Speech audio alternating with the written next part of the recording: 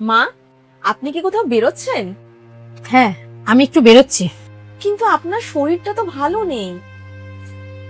আমি কোথায় যাব সে হিসাব কি তোমাকে আমি দেব? আমি আমার মেয়ের বাড়ি যাচ্ছি। না মা, মানে আজকে না গেলেই হতো না? পরের বাড়ির মেয়ে হয়ে তুমি আমার মেয়ের বাড়ি যাওয়াটা আটকাচ্ছ? তোমার লজ্জা করে না? সরো এখান থেকে। বলছি শোনো না পায়েল, মা যখনই আমাদের বাড়িতে যেতে চাইবে না, তুমি না মাকে একটু বাধা দিও। আমি চাই না মা আমাদের বাড়িতে যাক। মা গেলেই না সব সময় খিটখিট করতে থাকে, আমার বিরক্ত লাগে।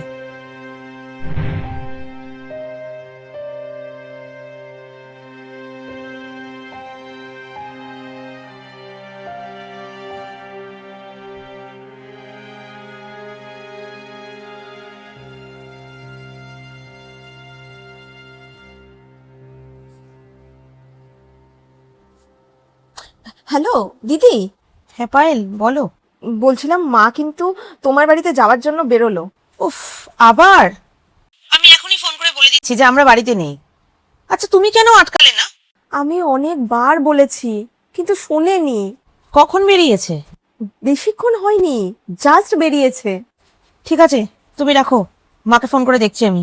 হুম, ঠিক আছে।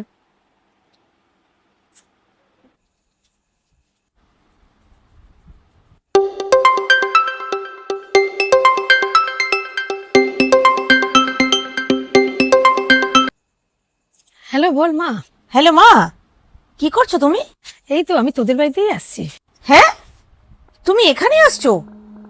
না না মা, আমরা তো বাড়িতে নেই। হ্যাঁ, আমরা একটা কাজে শিলিগুড়িতে এসেছি। ফিরতে ফিরতে এক সপ্তাহ সময় লেগে যাবে। ও তাই? বাই দ্য ওয়ে, তুমি কতটা এসছো মা? আমি তো সবে বেরোলাম বাড়ি থেকে। ওহ থ্যাংক গড, বেশ দূর আসোনি। ঠিক আছে মা, তুমি বাড়ি চলে যাও, আমি বরং ফিরে তোমায় ফোন করব। আচ্ছা ঠিক আছে। আমি যখনই মেয়েকে ফোন করে বলি ওদের বাড়ি যাচ্ছি, তখনই আমাকে এরকম আটকিয়ে দেয় কেন? ঠিক আছে, জামাইকে একটা ফোন করে দেখি।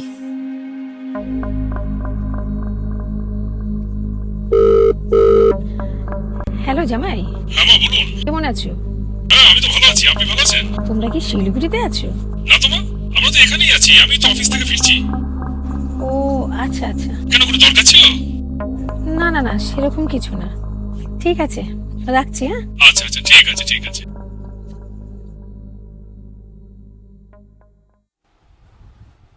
মা, এত তাড়াতাড়ি ফিরে এলেন?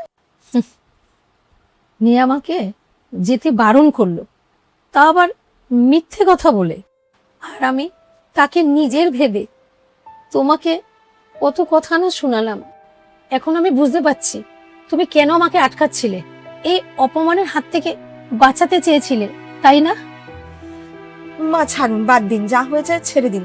আপনি গিয়ে ফ্রেশ হয়ে নিন, আমি আপনার জন্য চা বানাচ্ছি। না গো, আমি আজকে বুঝতে পারলাম যে পেটের মেয়ের থেকে ঘরের বউ অনেক আপন হয়। আমাকে ক্ষমা করে দিস মা।